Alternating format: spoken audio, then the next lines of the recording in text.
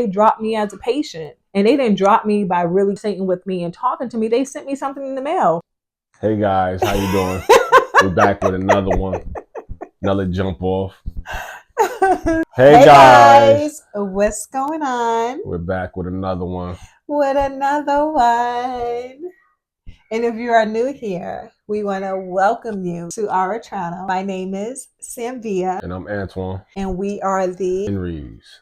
Yes, you guys. So we just wanted to come to you guys to share some information with you guys. Today's video is going to be talking about our doctor and talking about how our doctor, our OB office treated us. Mm-hmm. And it was very hard to deal with during the time that it was actually happening in real time. Of course, this is not happening in real time. This is a little bit delayed from when that happened. So if we don't have a lot of emotion with it, just know that God had some time to work on us and work with us through our emotions as we share this information. But what I will say is that what I'm sharing to you is nothing new.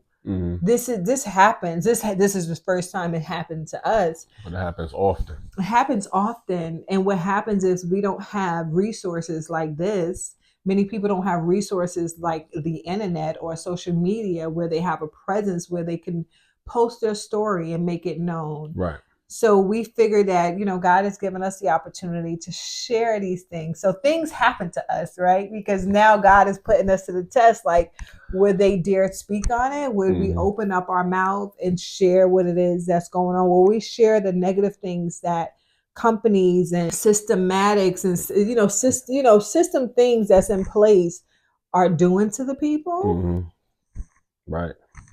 It can be very discouraging at times. Yeah, it can bring you down. It can make you not feel like you are wanted. It can make you feel like you don't know what to do, who to turn to, who to write to, who to email. But we're about to break it down for y'all. We're going to break it down. And we do have a time lapse because we have to get to our appointment today. So, but we will take this time and be obedient and share. Let's pray. Let's pray. Come on, hug me. God, as we come together and thank you for this day. Thank you for the things that you're doing. Thank you for my wife. Thank you for her strength. Thank you. Allow her to be able to say what's on her mind. Allow me to be able to cover her during this time, because this right here, she is going to be direct and she's going to get straight to the point and she's going to deliver. And in Jesus' name we pray. Yes, amen. Amen. Thank you, Antwan.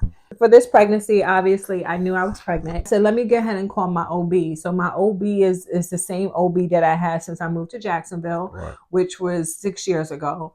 That OB helped me deliver Austin, Layla, Leia, and this would have been the fourth pregnancy that I went to go see this particular office, which is Ascension St. Vincent here in Jacksonville, Florida. We were seeing the office on Riverside, their family practice on Riverside Avenue. And just to give you some backstory, so now the office is a learning environment, meaning that they do have some of their doctors who are doing their residencies and things of that nature, students basically doing their residencies there at that place. Okay. So first of all, there is like a liability because they're not fully, they are done with school, but they still need to get their hours in basically at this point. So I'm fully aware of that. I had great doctors, great resident doctors who were taking care of me in the past. So it was nothing of that kind of issue. Right. Went to this place, because I needed a doctor when I first came to Jacksonville. So I was led to Ascension St. Vincent coming from New York. Now, New York has great healthcare. Yeah. I mean, we have never lived anywhere else but New York. But once we moved to Jacksonville, Florida, we realized that the healthcare system in Jacksonville, Florida is very different from New York. Not in a good way. So that was at our disadvantage, but we knew like, okay, this is how we have to go about it. So when I was pregnant with Austin, I was looking for like a midwifery practice, but I couldn't really find too much. So I just went to the OB. The thing with OB is that it is very systematic. They do things a certain type of way just because it's systematic. They don't pose anything as an open environment where you have a choice. Before you go further, can you explain to them what systematic is? Sure. I mean, how should I explain that? Like just explain it real quick, like systematic, because people think like, what is like, are they doing systems, or is it based on what they feel is right, or what is systematic? Can you break it down? I think that it'll be a little bit easier if you do it, because you're trying to explain it to Okay. them. Tell them what systematic is. Okay, because I hope I answered it correctly. Yeah. That's why I was so, when I say systematic, and forgive me if I'm saying this incorrectly, but a more of a systematic approach is like just the structure of how they do their caring and healthcare for you. So it's not really client based, holistic based. It's based on, this is how we do it. And that's it. And that's it. Right. If we test every patient of ours for a drug test, even though you say that you've never done drugs in your life, you're going to be tested for drugs and alcohol. If you are celibate and you're abstinence, right? You're practicing abstinence and you're not having sexual intercourse, doesn't matter. Everyone's going to get tested for HIV. So that's the kind of systematic approach that Ascension St. Vincent practice.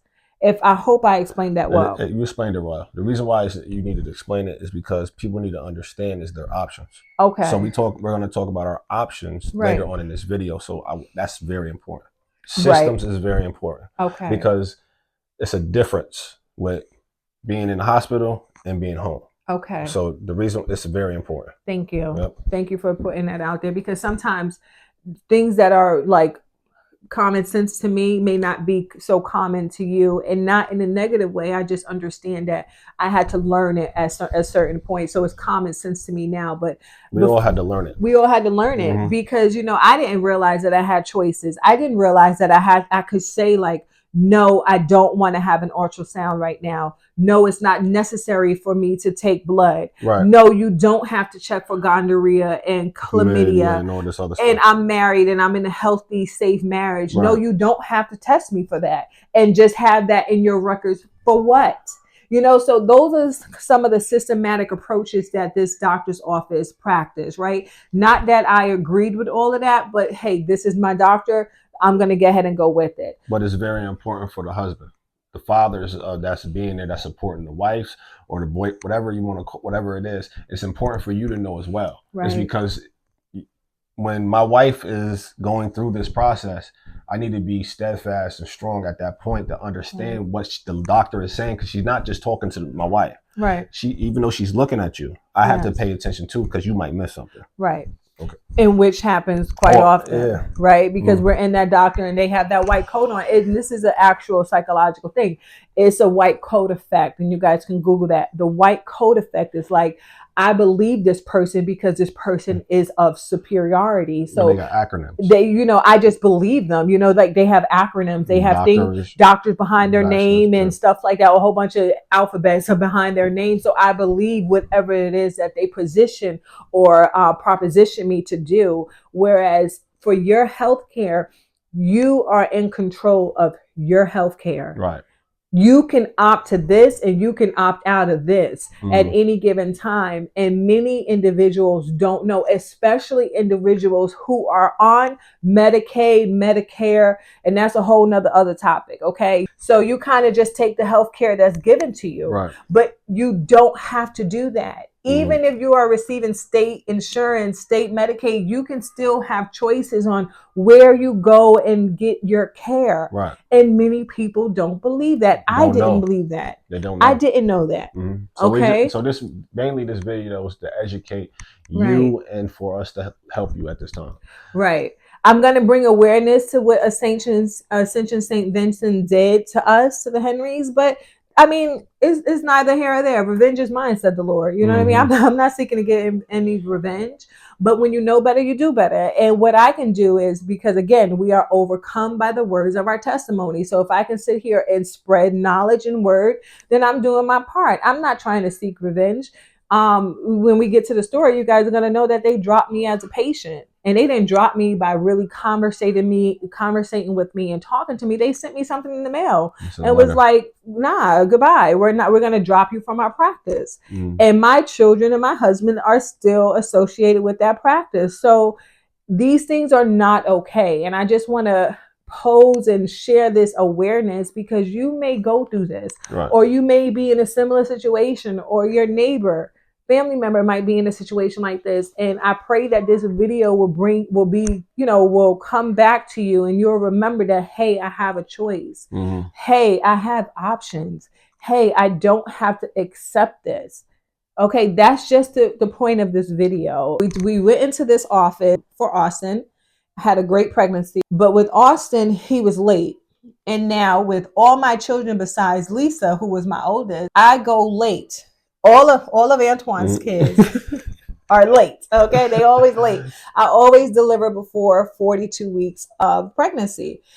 At this point, after, right? So I was with Austin and we was about 40 weeks, couple days. Well, right around 39 weeks, they were like, you're pretty late. It was even asking me if I wanted to do like C-section or something. I'm like, no, it's okay. We'll just wait.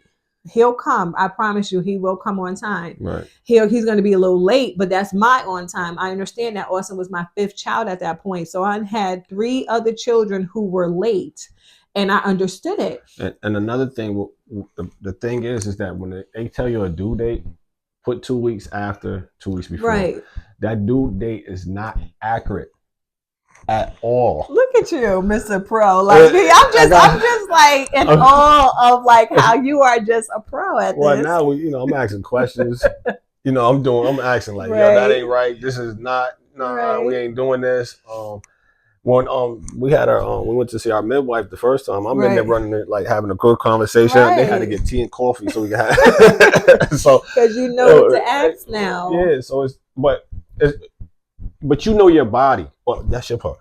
I'm sorry. Yeah. You should tell them. No, but you're good. I think you got to tell them about your body, knowing your body. I don't care if it's your first or 15th child. Right. Know your body. Your body will tell you. You don't have to have a C-section. You don't need an epidural. You don't need pain. You don't need whatever you don't want. You don't have to have. Right. You can take your time. The thing is, what they're doing now is trying to get you in the hospital, have the baby, and flush you out. Right. Take your time at the hospital.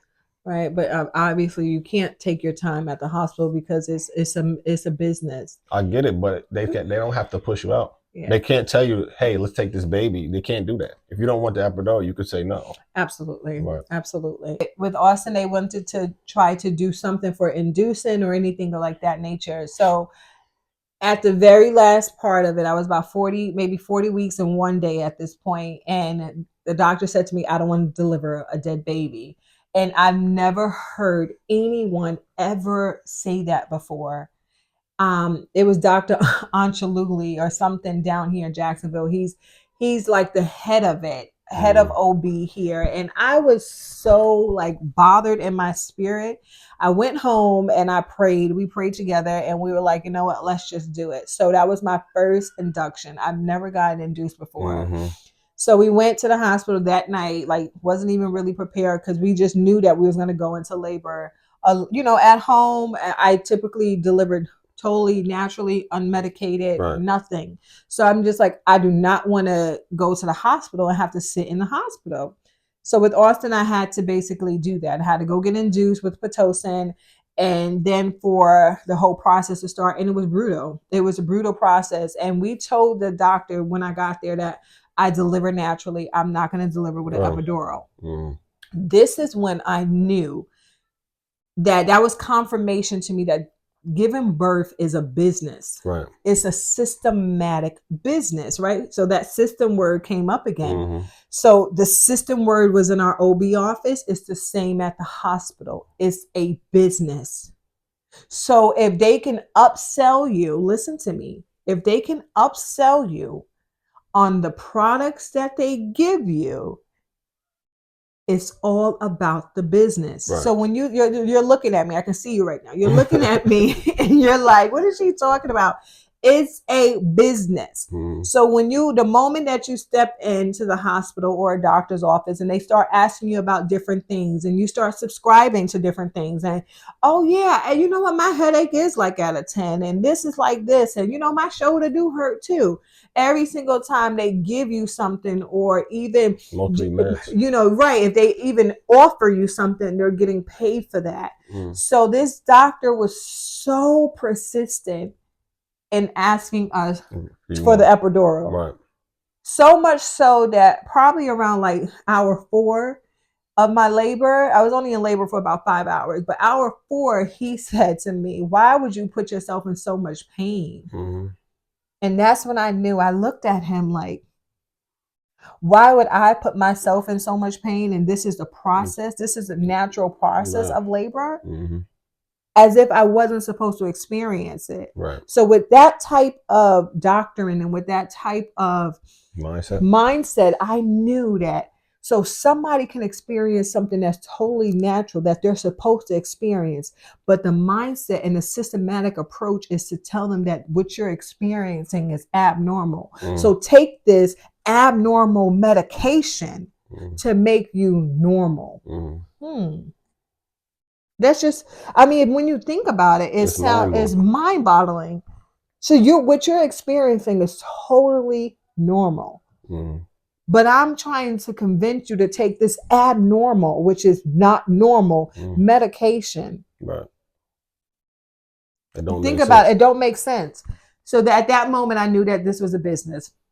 Nonetheless, we opted, and my husband even had to say, okay, we already said no so many times to the epidural. She does not want it. We're not doing it. We're good. We had Austin naturally, besides the induction with Pitocin, and that was that. From that moment forward, I said, Antwan, if we ever was to have children going forward, I would never give birth in a hospital. Right.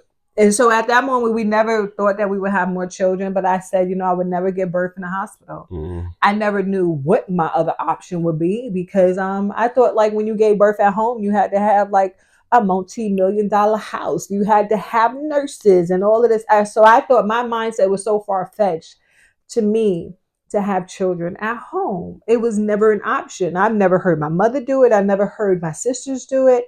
So that to me in of itself was so far-fetched. Right. Again, did my insurance cover it? How much would something like that cost? Those things were so far-fetched. Long behold, we found it. 3 years later, I got pregnant. So I did what I knew best, which was what? Call my OB's office, tell them I'm pregnant. Right.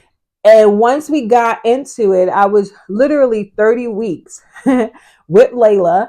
And the doctor asked me, she was like, so what, you're giving birth in our hospital across the street? And I was like, no, I'm not giving birth in a hospital. I want to give birth at home. I had no idea. And they looked at me, they were like, well, we don't deliver babies at home.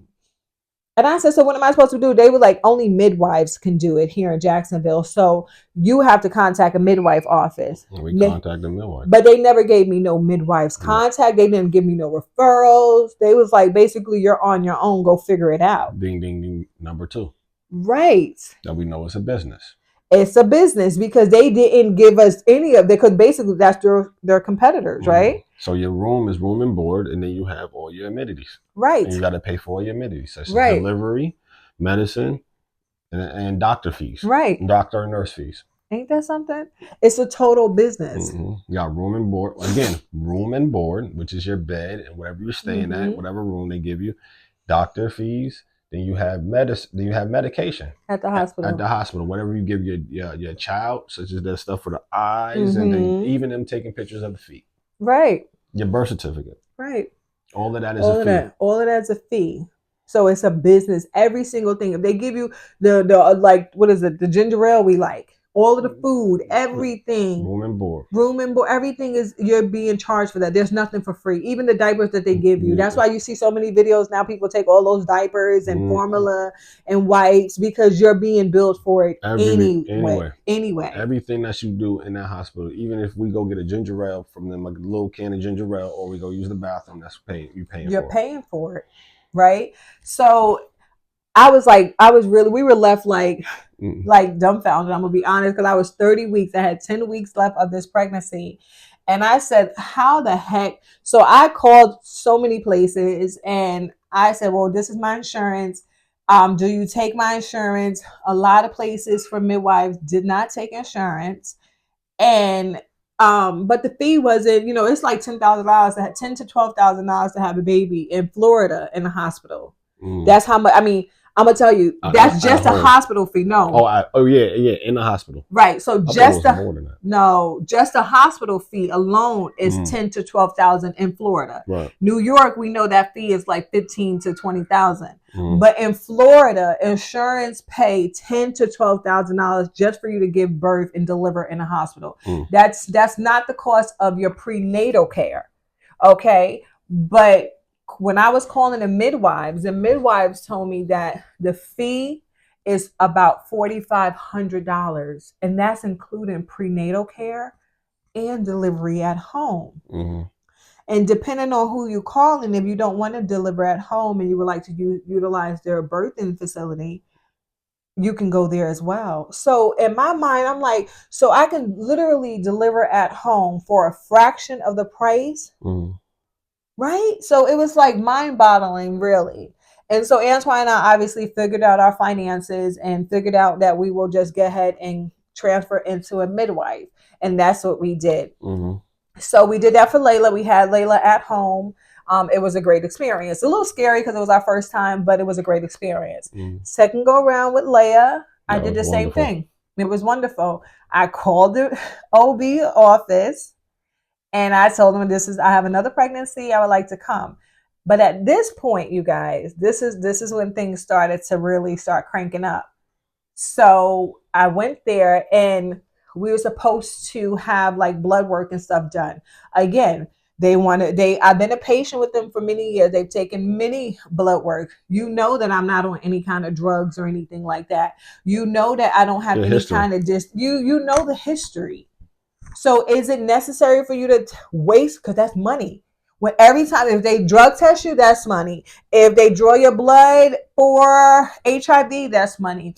If they are testing you for gonorrhea and chlamydia, that's money. Once the doctor walked through that door, right? Once he goes like this, right? But before he even do that, as they're making notes, how you feeling? What is going on? Your temperature wasn't that bad. Your heart was a little off. He's just asking you questions. I've been in the doctor's visit with a doctor. That's assessments. He didn't even examine me. Right. He just said this, that, and the third. Talked to the nurse and said, give him this med. And walked out. Because you know what that's called? That's called an assessment or a wellness check. Right. Them just talking to you is a wellness check. So yes, my insurance is covering those things, but then that can be insurance fraud. Why are you don't need to take my for HIV. You don't have to test those things. And so I started to pose an issue. Right. Okay. Because now this woman, she knows her rights and she's not following our systematic approach. She's not following what we deem as a requirement, although this is her right. Right. And so that's when I started to ruffle some feathers there, rather. And that's when I started to get on their nerves, basically. So this time around, right, fourth time's a charm, I called them and I said, I'm pregnant again. They said, well, listen, at this point, this is verbatim, the nurse practitioner that is the oversight, the supervisor. She says to me, so we have been having a consult and we realized that every time that you're pregnant, around 30 weeks, you transfer to the midwives. Why is that? I said, because I like to give birth at home. She said, well, in our practice, we don't believe in giving birth at home. And I said, well, that's okay. But that's your practice. That's what you guys, she said. So with that being said, we like to continue with continuity of care.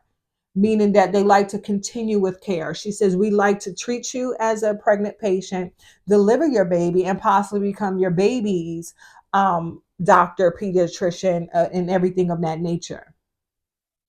Do you guys hear this? That's a systematic approach. Right. It's a business. Number 3. This is a business. Do you hear me? So if you say, for instance, you buy a Cadillac from me, right? And you get the service. And so now you get services and you got your warranty and everything from me. I'm the dealership.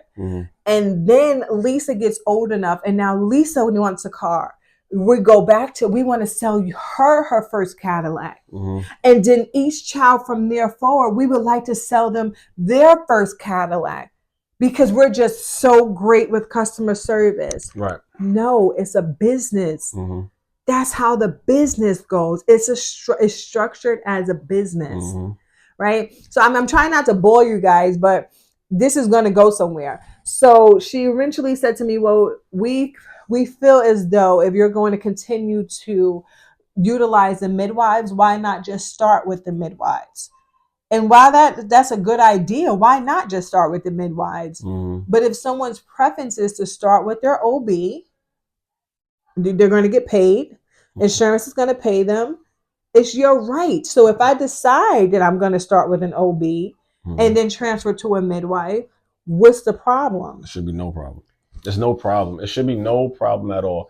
The reason why is because once my wife gives birth, we come right there for the baby to get checked and get the stuff that needs to be done. The problem with it is that they want to get money for everything they do. They want to get billed and paid for everything they do. Bingo. Now, but the thing is, it's not about the preference of the person that's giving delivery. They do not care about my wife, her comfortability and the things that needs to be done and how she feels. Maybe I want to just relax and not go to the dirty hospital because the hospital gives so many germs, but we have a newborn baby that's coming into the world. But the problem, what we have to understand is that you have rights, you have options, and you have the ability to say yes or no. That's the problem. We don't understand when we should say yes or no. That's the reason why it's so important for the fathers to be there during the visits. If it doesn't matter how you feel, you need to be at the visits. Up, down, left, and right. I'm making my point. If I'm in Orlando and I know that she has to be there at 9, I'm leaving from Orlando at 6:30 a.m. and I'm gonna be here at 7:30 so we can be 8:30 so we can be able to get to that doctor's appointment. Because I need to know what's going on. At the end of the day, it's not just about my wife, it's about the baby as well, and about the comfortability of the rest of the kids that come home. Because if she doesn't feel good when she comes home, then the household doesn't feel good. So we have to understand that we have to put our pride aside and our differences aside and support the person that's giving birth to your child. Amen. I'm so grateful for you to share that and for us to like be at this level together where we're on one accord together, because many people don't realize I'm going to speak for myself. I didn't realize the rights that I had. Now I'm very like much on it and I'm so intuitive when it comes to these things.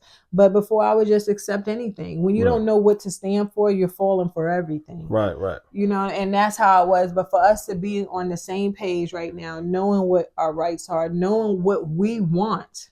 So many people go to the hospital with birth plans and never follow a birth plan. Things go everything but the birth plan. And it's just like, because you have to be on one accord with your spouse and you guys both have to know it. You just have to I think at the same time, like during pregnancy, your emotions and hormones are going to go left, right, up, and down, right? So God made us to stand tall. He made us erect. So at us being tall and erect or whatever you feel about yourself, that means that you can't be emotional and your hormones going with you. So I have to be able to be your kickstand. So if you're the bike. You're the bike. Right now, you're the one that's doing everything. You're going to push. You're going to get in that tub. You're going to do everything you got to do. And I got to at least be a kickstand so you can stand up. So it's bigger than just being on one accord. Because your cord can be like, all right, right now, I'm not going downstairs. Your cord can be like, all right, I'm going to sit here right now. Your cord means that you might be just giving 10% of, and I have to pull that 190 out. So it's not just the cord. It's what I need to do. Amen. It's not because you're already doing what you got to do. You got to eat. You know what I mean? You got to relax. You got to put your feet up. You got to be focused on delivery. Everything else I got to handle. So that's the thing that we have to get as men out. We have to get that part out. Our pride is the reason why our children's mothers, my wife, are going through these problems. That's just the bottom line. Understand what the steps are going on. At the end of the day, the bare minimum, that is still your child. Regardless of how you feel about the kid's mother, because that's what I have a problem with my child's mother. All right, cool. Get on the phone, make a phone call. How's everything? Did it go well? What did they say? All right, well, that's not right. Let's set up another appointment. I'm going to be there and we're going to talk about this together. Bottom line. I thank God. I appreciate you sharing that, but I truly I thank God that you are sharing this from a male perspective, because I know that there are so many men. I pray that they're watching us, watching this and gaining knowledge. But there are so many men who have different things going on and different excuses. I'm trying to say it in the, it's just an excuse. It's just an excuse. It's an excuse. I've been at that point as well. Right. So it's an excuse. Regardless of what you look at, it's an excuse. Right. Until you say, all right, let me put my pride down. Let me ask her what happened, or I just need to be there. I don't even got to, sometimes you don't even got to say nothing.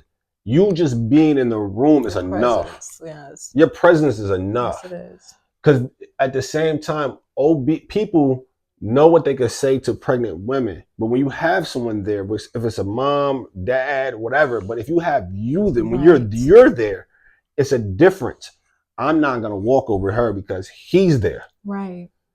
I need to be careful what I'm saying because he's there. Right.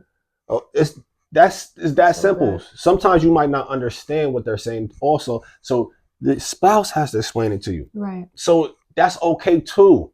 That's fine. If she explains it to you in layman's terms, then that's fine. So the next time you come to the doctor, you come with your questions. Hey, you said this last time to my wife or to my kid's mother, and I don't understand why that has to happen. Mm-hmm. Bottom line. Right. Well, I think it needs to happen. No, it's not happening. Right. Zero. Mm-hmm.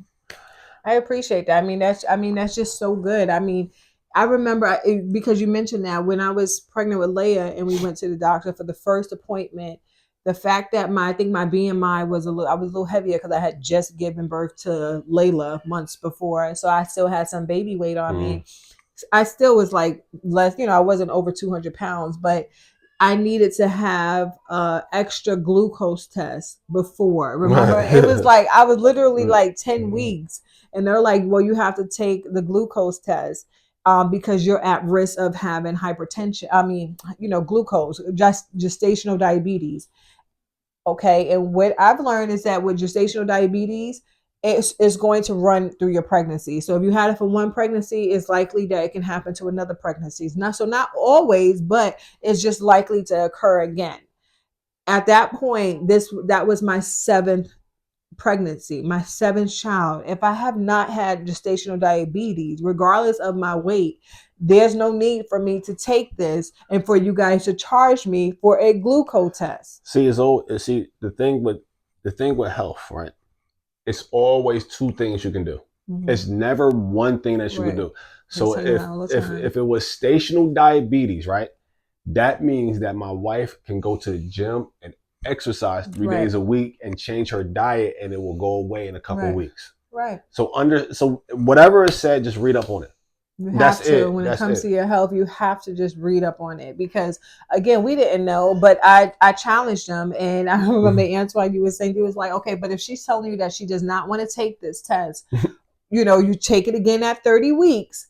Why not just do it? And they was in an uproar. Like they were really pestering us and like almost to the point where they didn't want to take us then. They was just like, okay, we're telling you that you have to take a glucose test just to rule out gestational diabetes at 10 weeks pregnant, but you're not taking it. And I said, I'm not going to take it. Where does it say that I have to take this? At the end of the day, no means no. No means no. And so we had to stay firm. So when they told us this pregnancy, when I called for an appointment, they was just like, no, if you're going to go ahead and transfer out, go and start with your midwife to begin with. And that's basically what the letter had said to us. So we were kind of very like, I just was, because that wasn't just my OB, I was my family practice as well. Right. So I go to that doctor for everything else, you know what I mean? That I have allergies or something like that. Stuff that's not, that has nothing to do with OB care. I go to this same doctor's office. So they just dismissed me from the office entirely. And what they said is that I posed a threat. And so what that means to me is once you start challenging them and start knowing what your rights are and knowing when you can say no and establishing that type of relationship with your doctor and say, no, I don't have to take this. I don't have to have unnecessary ultrasounds. I don't have to take any kind of medication. They push the flu vaccines on pregnant women. You have to get it. You have to get it. And if I say no, I don't want to get it. So now I pose a threat. You understand? So, but it's also the mindset to me is that I'm a Black woman. So as soon as Black women know their rights and they're going to challenge you on that, then they become that difficult Black woman. Mm-hmm. So I believe that Samvia was deemed as that difficult Black woman. And nonetheless, this was okay. God to handle things that he's supposed to handle. So I'm okay. I just do what I need to do. And so we called over our midwife, and I called her because this will be the third pregnancy that they help us have a home birth with and take care of us from there. And I kind of was very like unsettled. And I said, well, how do you guys do it in the beginning? And she says, we do everything that the OB does. We do everything from the start to the end. So we'll be able to walk you through every step with us. So it's nothing's different. And so that's where we'll be going today, is to our midwives. And we go to, I'll go check our people. Right. So we go to Jacksonville Community Midwives. I know some of you have asked, who do we use for the midwives? But there are other ones here in Jacksonville. That's just the one that we connected with. Mm-hmm. I built a great relationship with one of the owners, Jacinda Golden, and she was amazing. She helped deliver 2 of our babies, and she's just very hands-on. Mm-hmm. I don't have anything bad to say. Like, I've had a great experience, very open, but it was so different from the OB experience. Right. Like, when you walk in there and you talk to them, you don't feel rushed. You don't feel like you're just another client. Mm-hmm. You don't feel like you're just another patient. You feel like your family almost. I just told y'all I had tea and coffee. I put my feet up. Always in there. Antwan got the jokes and joking with them. But it's just a different experience. It's a different vibe. It's a different vibe. And it's like, man, I wish that we kind of would have done that with the other pregnancies, like go directly there. Why even go through the hassle with the OB office? But I think that sometimes we're afraid of change. Mm-hmm. We are afraid. We're so conditioned to accept the systematic approach that comes with life. Mm-hmm. Systematic approach is at the doctor's office. You have it in the school system, everywhere.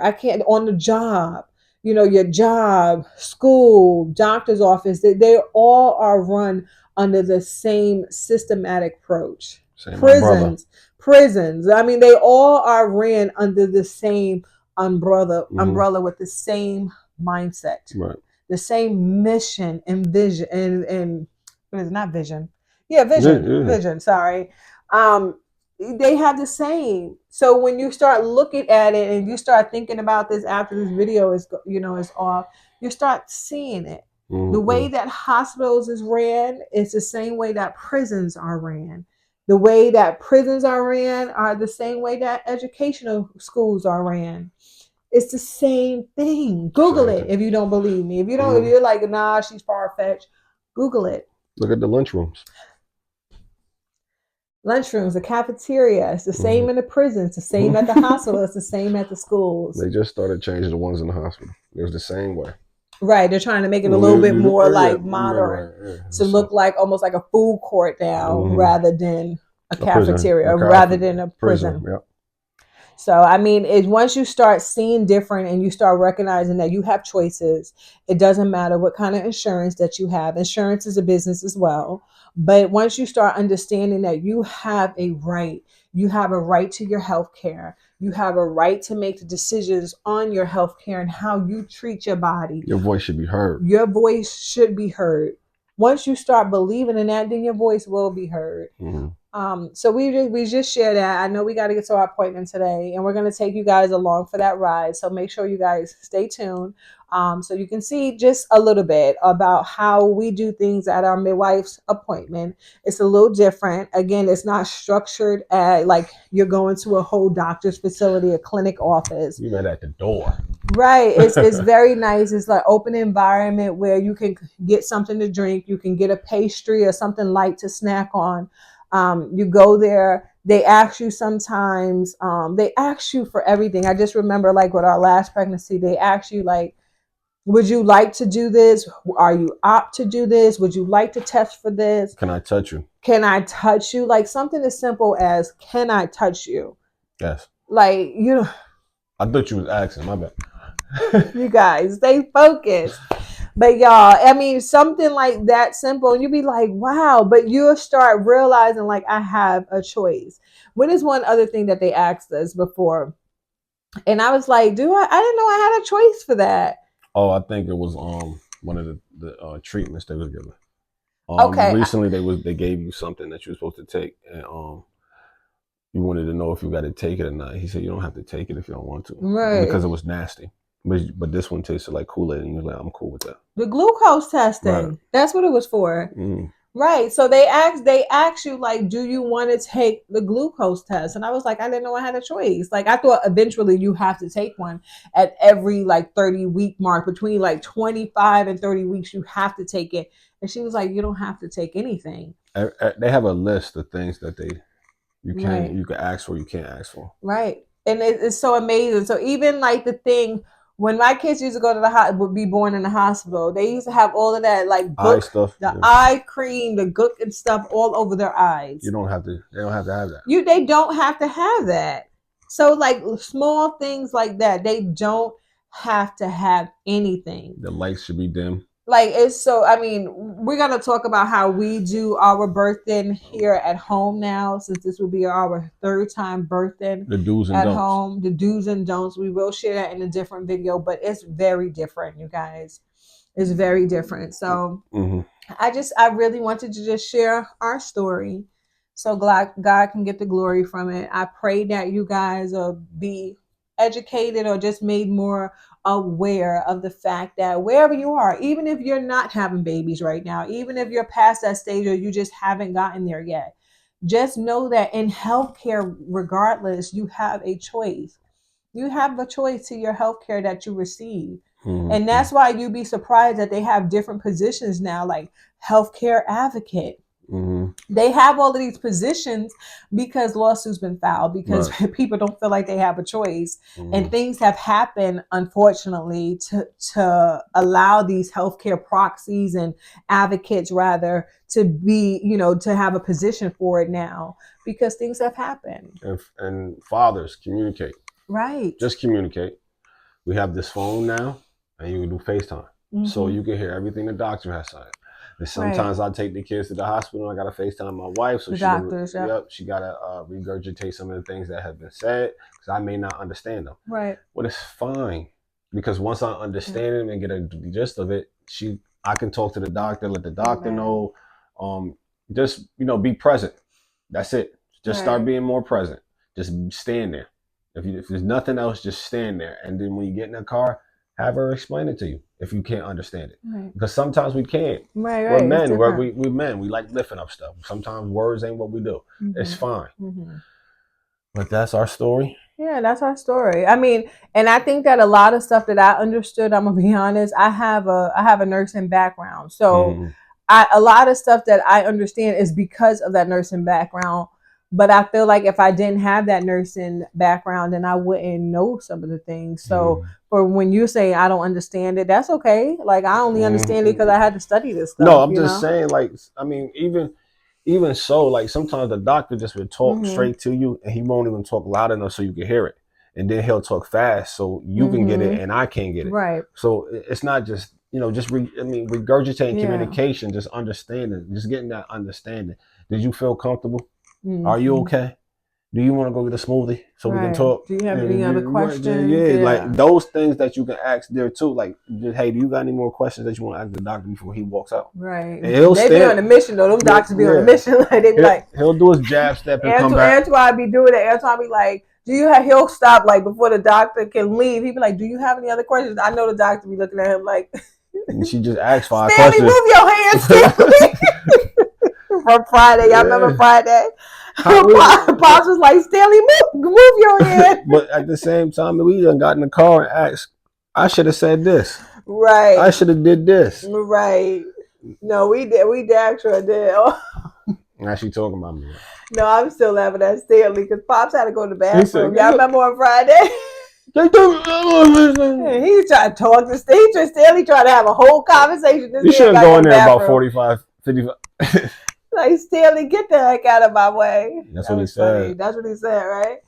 But y'all, I'm about to get ahead and put a little makeup on. Peace. I know he over here saying don't put on no makeup. Peace. I'm about to put some makeup on so y'all can come. Why are you saying peace? And they gotta come with us to the doctor. We gotta record. See you in a few minutes. I need something to eat. before we get to the doctor's office so I can be comfortable. They only got pastries. I'm not on a sugar thing. Pastry bars and I stuff. don't eat that stuff. Right. Antwan be taking 2 or 3 snacks. I give it to the kids. You sure do. I don't eat them. But it's gonna be nice. I don't know how much I'm gonna get to record in there because it's a lot that we gotta talk about. Obviously, we just went to our ultrasound appointment. I love them because like I literally called her and told her I was pregnant and she was just like, no worries. We send you over a referral so you can go get your ultrasound done. And I was like, thank you. I said, how long would that take? Me thinking because with the other OB would take weeks. And she was like, oh, they should be calling you today. And sure enough, I got about time. That was like 4:00 in the afternoon when I called her. And when I tell you that the ultrasound people called me the same day and was like, yeah, we can fit you in tomorrow, which was nice. We're going to talk about the ultrasound, what we see on the ultrasound. And this should be a really like smooth sailing appointment going forward. Like this should be good. It should be 15, 20 minutes, but it's not. It's not going to be 15, 20 minutes. That's how long it is in the regular doctors. It's going to be 30, 45 minutes because we be parlaying. Right. We be parlaying, talking. They make sure that they answer all of your questions. They make sure that you don't leave still confused or anything like that. It's a really nice environment. If anyone is ever thinking about like doing something different other than a hospital, I say give it a try. Right. Google midwifery. Well, I always say that. Before you Google that, understand why you should have it at home. Because it's some big keys and facts why you should have an at-home birth.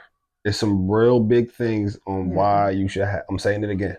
There's some real big keys and facts on why you should have an at-home birth. Mm-hmm. We'll talk about that soon. Right. But you need to have you should look into it. Yeah, just look into it. And I know one thing that just came to mind is that many people probably saying like, if I don't have if insurance is not going to cover it, then I don't have it, to pay out of pocket. And I get that. But you'd be surprised that there are some places who actually take insurance. So take the whole thing. Don't rule it out. You know what I mean? Like don't rule it out entirely. I think my place, they take insurance and they take like a copay as well. So don't rule it out entirely. If you're thinking about it and you're like, no, I'm not paying out of pocket. Because some people don't have insurance anyway, and they'll just go ahead and go to the hospital and let the hospital bill them for that birth, which is very expensive. But they say if they ain't got it, they ain't got it, Right. So, but guys, we're going to go ahead and get dressed. Thank you for watching us, you guys. We love you.